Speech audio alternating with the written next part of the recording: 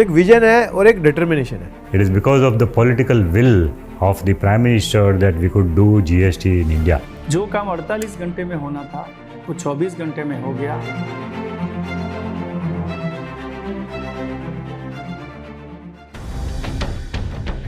ऐसी कई विशेषताएं हैं जो एक मजबूत और लोकप्रिय नेता में होती है। इनमें सबसे प्रमुख है साहसिक निर्णय लेने की क्षमता और दृढ़ निश्चय। नरेंद्र मोदी एक मजबूत इरादों वाले नेता के रूप में जाने जाते हैं। इसका कारण है उनका दृढ़ निश्चय। चाहे वो जम्मू कश्मीर से धारा 370 हटाने की बात हो, या फिर पूरे देश में जीएसटी लागू करना, या पाकिस्तान पर एयर स्ट्राइक करना, ये सभी निर्णय सिर्फ नरेंद्र मोदी की दृढ़ इच्छा शक्ति की वजह से ही संभव हो सके। आइए नरेंद्र मोदी की इसी गुण के बारे में सुनते हैं उनके सहयात्रियों से। 2006 में सूरत की प्रलयकारी बाढ़ की वजह से सब तहस नहस हो चुका था। नरेंद्र मोदी के निर्णायक नेतृत्व की झलक वहां भी देखने को मिली, जिससे राहत कार्य तेजी से आगे बढ़ा। सुने ये प्रकरण। 2006 अगस्त में सूरत में महाविनाशकारी फ्लड आया और पूरा शहर में पानी भर गया। हम लोग अभी तो काम शुरू ही किया था। उस दिन अचानक समाचार आया कि सीएम साहब आदरणीय नरेंद्र भाई सूरत आ रहे हैं। हम लोगों को भी लगा कि 2 दिन के बाद आए तो अच्छा है, लेकिन आज तो इतना पानी भरा हुआ है, बहुत सारे एरिया तो अप्रोचेबल भी नहीं है। सीएम साहब ने ऑर्डर दिया कि मुझे सबसे वर्स्ट एरिया जहाँ है वहाँ ले चलो।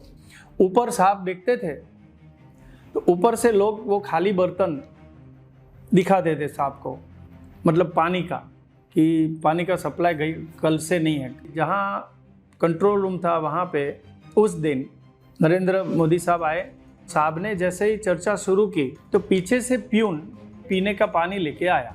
तब मोदी साहब ने अपने सामने रखा हुआ ग्लास ऐसे हाथ से दूर करते हुए बोला कि सूरत की जनता जब तक पानी नहीं पिएगी तब तक मैं पानी नहीं पीऊंगा। जो काम 48 घंटे में होना था वो 24 घंटे में हो गया।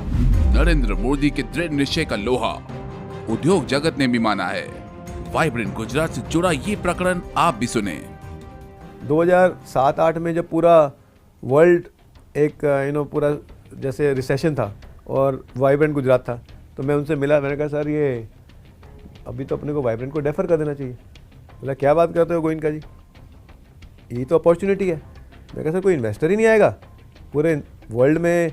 जब वो अपना डेट कोलैप्स हो गया था, फाइनेंशियल कोलैप्स न्यूयॉर्क में लेमन ब्रदर्स का, तो उसके बाद तो एकदम बुरा हाल था और वाइब्रेंट का ये चल रहा था। तो ही वॉज डिटरमाइंड। तो as a leadership you can see that is nothing, इसमें भी अपॉर्चुनिटी है। And that was the most successful vibrant Gujarat. तो एक विजन है और एक डिटर्मिनेशन है। जीएसटी लागू करना नरेंद्र मोदी द्वारा लिए सबसे साहसिक निर्णयों में से एक है। ऐसा क्यों है, ये उस व्यक्ति से जानिए जो इस पूरी प्रक्रिया में शामिल रहे। As soon as I took charge, I made it a mission that I want to successfully implement GST. Then we used to have discussion with Mr. Jetli and PM, and he had already made a deadline. He says 1st April 2017, not a day later than that. He says 1st April 2017. So we worked on it. So GST was very particular that we have to do it. It is a reform which is very difficult to implement because we had told him that there were countries where after GST governments had lost the power after implementing GST. There are many examples. He says still we want to do it, and it is because of the political will of the Prime Minister that we could do GST in India. Bihar की हुंकार rally के समय भी नरेंद्र मोदी का दृढ़ निश्चय सामने आया। जानिए क्या है ये पूरा प्रकरण।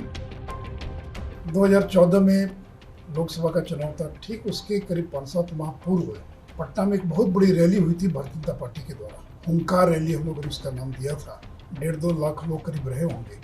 उस रैली को संबोधित करने के लिए नरेंद्र मोदी जी आए थे। गुजरात के समय वो मुख्यमंत्री थे। उनके आने के 1 घंटा पहले पटना रेलवे स्टेशन पर एक बॉम्ब ब्लास्ट हुआ और उसके बाद गांधी मैदान जहाँ उनकी रैली होने वाली थी और जहाँ 1.5-2 लाख लोगों की भीड़ थी, वहाँ भी 1-2 ब्लास्ट हुआ। जब नरेंद्र मोदी जी गुजरात से आए, एयरपोर्ट पर उतरे, तो आईबी के लोगों ने उनको बताया कि आपको वहाँ नहीं जाना चाहिए क्योंकि वहाँ खतरा है। वहाँ पर अभी तक 5-6 ब्लास्ट हो चुके हैं और हो सकता है कि मंच के नीचे या मंच के इर्द गिर्द जो है वहाँ भी बॉम्ब जो हैं हो सकते हैं।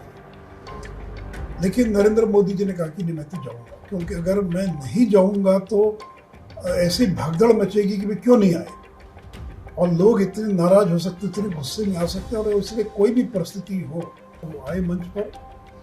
और मंच पर आने के बाद लगभग उनका 1 घंटे का भाषण हुआ।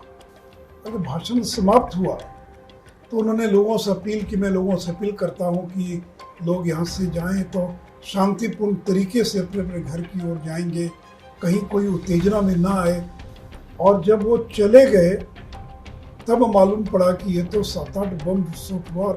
नरेंद्र मोदी के जीवन में कई ऐसे क्षण हैं जब उनके दृढ़ निश्चय ने परंपरागत ढांचों को तोड़ने का काम किया है। एक किसी इलेक्शन मीटिंग से वो उतर रहे थे, कुछ जो बहुत प्रभावशाली लोग हैं उन्होंने उनको कहा कि आज कांग्रेस का एक घोषणा पत्र निकली। पूछा क्या? उन्होंने कहा कि उस घोषणा पत्र में उल्लेख किया गया है कि वो बिजली मुफ्त देगी और पानी भी बहुत ही नॉमिनल रेट पे देंगे।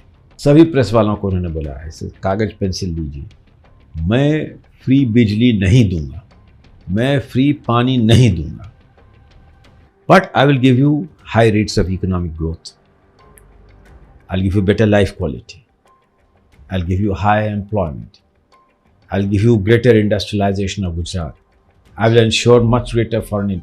ये मैं दे सकता हूँ अपना वचन, लेकिन ये फ्री कारोबार, इसमें मुझे विश्वास नहीं है। नरेंद्र मोदी के 50 सालों के सार्वजनिक जीवन और 21 वर्षों की प्रशासनिक अनुभव के दौरान उनका दृढ़ संकल्प और इच्छा शक्ति और प्रबल होती गई। इसका परिणाम है कि मोदी आज दुनिया के सर्वाधिक लोकप्रिय नेताओं में से एक हैं और वे भारत को विश्व का सबसे शक्तिशाली देश बनाने की राह पर अग्रसर हैं।